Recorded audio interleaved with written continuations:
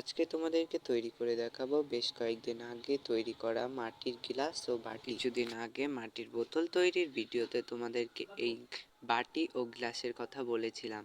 শুধু গ্লাসটাকে রং করে দেখাবো তোমাদেরকে। আর হ্যাঁ, আমি একটি মাটি দিয়ে সরস্বতী ঠাকুর তৈরি করেছি, সেটিরও রং করার ভিডিও তোমাদের সাথে শেয়ার করব খুব শীঘ্রই। মায়ের রান্না করা উনুনের মধ্যে এই বাটি ও গ্লাসটাকে পুড়িয়ে নিয়েছি ভালো মতো, তার জন্য এর গায়ে একটু লাল লাল টাইপের হয়ে আছে, দেখতেই পাচ্ছ তোমরা। কোট হিসাবে ব্যবহার করেছি ক্যামেল অ্যাক্রিলিক কালার। রংটি করার পরে এর উপর দিয়ে আমি লাল কালারটা এটা কিন্তু রং করার পর জলও খাওয়া যাবে এই গ্লাসটাতে। আমার কাছে এই এক কোটো রঙই ছিল, তার জন্য আমি খুব কম রং ব্যবহার করেছি এতে। মানে আমি এই অ্যাক্রিলিক কালারের মধ্যে জল ব্যবহার করেছি, ফলে এতে অনেকটা রং লাগতো, কিন্তু আমার কাছে অত রং ছিল না। হ্যাঁ, মাটির জিনিসগুলোকে পোড়ানোর পরে ভালো করে শিস কাগজ দিয়ে ঘষে নিয়েছি নিচু জায়গাগুলোকে।